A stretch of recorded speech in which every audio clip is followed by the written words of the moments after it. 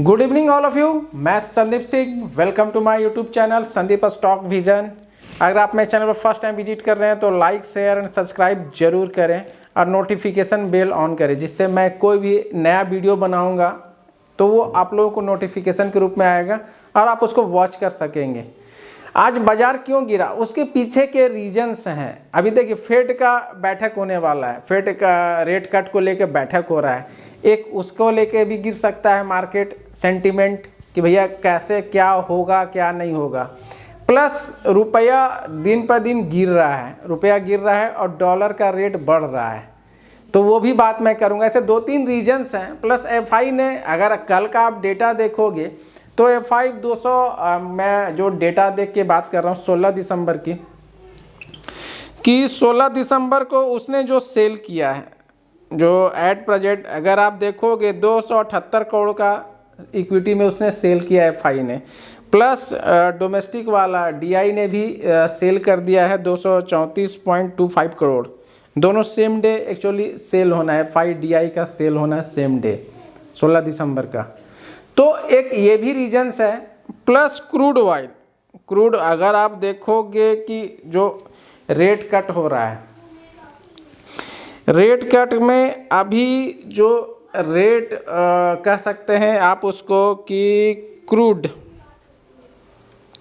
मैं एक बता रहा हूँ आप लोगों को, एक मिनट, वो जो डेटा मेरे पास है। हाँ, क्रूड ब्रेड क्रूड वायदा जैसे कि 0949 जीएमटी पर 32 सेंट गिर के $73.59 प्रति बैरल हो गया है, जबकि US West Texas Intermediate crude 44 cent गिर के $70.27 प्रति बैरल पे आ गया है। तो एक क्रूड ऑयल का भी गिरना है। चीन के आर्थिक आंकड़ों से मांग संबंधी चिंताएं फिर से उत्पन्न होने लगी है। मंगलवार को तेल की कीमतों में गिरावट आई, जबकि अमेरिकी फेडरल रिजर्व के ब्याज दर निर्णय से पहले ये निवेशक सतर्क बने हुए हैं। एक ये रीजंस है। डेटा मैं अभी आपको बता रहा था, इसलिए थोड़ा रुकना पड़ा। और एफआईआई और डीआई शुद्ध विक्रेता बने विदेशी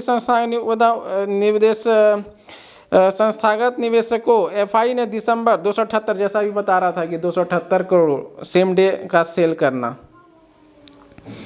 एक ये रीजंस हो गया है। एक और रीजंस में जो निकाला है कि अगर आप देखो डॉलर के मुकाबले 84.895 के रिकॉर्ड निम्न स्तर पर बंद होना रुपया का, जो बढ़ते व्यापार घाटे तथा स्थानीय इक्विटी से संभावित निकासी की चिंताओं के कारण प्रभावित हुआ है। हालांकि केंद्रीय बैंक के हस्तक्षेप से नुकसान पर अंकुश लगा है। इस बीच अगर आप देखोगे डॉलर इंडेक्स जो 6 मुद्राओं के मुकाबले डॉलर की ताकत को मापता है, 0.17% से बढ़कर 107.03 पर कारोबार कर रहा था। तो एक ये भी रीज़न है, सिंपल सा बात है, रुपया का गिरना। प्लस आप जो देखोगे एक और डेटा जो आ रहा था, मैं उस पर ही थोड़ा बात कर लूँ। सप्ताह के देखिए क्या है, उतार चढ़ाव देखने को मिला है। मंगलवार, आज के दिन की मैं बात कर रहा हूँ, मिला है। बैंकों के बैठकों के लिए तैयार थे, जिससे यूएस फेडरल रिजर्व बैंक ब्याज दरों की कटौती किए जाने की संभावना, और बैंक ऑफ जापान फिलहाल स्थिर रहेगा। महाद्वीपीय स्टॉक्स 0.5% गिर के 2 सप्ताह के निचले स्तर पर आ गया। ये भी रीजंस हैं। एशिया में जापान का निकाई 225 पॉइंट यानी 0.2% गिरा, जबकि दक्षिण कोरिया का कोस्पी 1.3% गिरा, जिससे इसका वार्षिक घाटा 7% से अधिक हो गया है, जिससे इस साल एशिया का सबसे खराब प्रदर्शन करने वाला बाजार बन गया है। इस बीच चीनी बाजारों में और गिरावट आई। हांगकांग के हैंगसेंग इंडेक्स में 0.1%, शंघाई में 0.4% की गिरावट आई। ग्लोबल इफेक्ट भी है, ग्लोबल मार्केट का इफेक्ट भी है। तो ये सारे रीजंस के कारण मार्केट आज गिरा, सेंटिमेंट्स खराब हुए, वो रीजंस के कारण गिरा। सिंपल। और एक और रीजन्स है, मैं जहां तक देख रहा हूं कि अमेरिकी फेड द्वारा की गई 2025 आधार अंकों की कटौती को ध्यान में रखा है। यह किसी के आक्रामक संकेत के लिए सतर्क है। बीओजे एंड बीओई से इस वर्ष के लिए अपनी वर्तमान दरें को बनाए रखने की उम्मीद है। इसके साथ इन रुपया में सार्वकालिक निम्न स्तर का गिरावट आई है। रिकॉर्ड उच्च व्यापार घाटा दबाव बढ़ा है। अमेरिकी बॉन्ड यील्ड प्रतिवर्ष वृद्धि और डॉलर में मजबूती के कारण एफआई बेच रही है, जो मौजूदा आप देखो निराशावाद की ओर बढ़ रहा है। एफआई भी सेल कर रहा है, डॉलर बढ़ रहा है, जैसा अभी मैं डिस्कस कर रहा था। तो ये सारे रीजन्स हैं। प्लस अगर आप देखोगे इंडेक्स में जो हैवी सेलिंग हुआ है, हैवी सेलिंग जैसे कह सकते हो कि अंक में 101 पॉइंट, अगर आप देखोगे बीएसई में 1064 पॉइंट यानी 1.30% की गिरावट के साथ 80,668 पर बंद हुआ। जबकि निफ्टी हुआ है 332 अंक गिरा यानी 1.35% से गिरकर ये 24,336 पर बंद हुआ। निफ्टी के अगर निफ्टी 50 पर देखोगे एचडीएफसी बैंक, रिलायंस इंडस्ट्री, भारतीय Airtel, Tata consultancy services and L&T शेयरों में सबसे ज़्यादा गिरावट रही है। इनमें से प्रत्येक में करीब 2% की गिरावट आई है। ये निफ्टी का जो शेयर है हैवी इसके कारण भी हुआ है।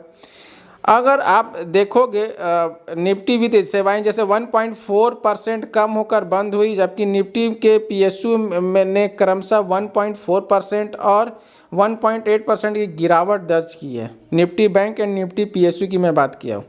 निफ्टी 50 में सबसे अधिक वजन वाले शेयर जैसे एचडीएफसी बैंक में कारोबार के दौरान 1% से ज़्यादा का गिरावट आई है, क्योंकि बैंकों बाजार नियामक सेबी से एक चेतावनी पत्र मिला था जिसमें आरोप लगाया गया था कि एक वरिष्ठ कर्मचारी के इस्तीफे के संबंध में उसके खुलासे कुछ प्रावधानों के अनुरूप नहीं थे।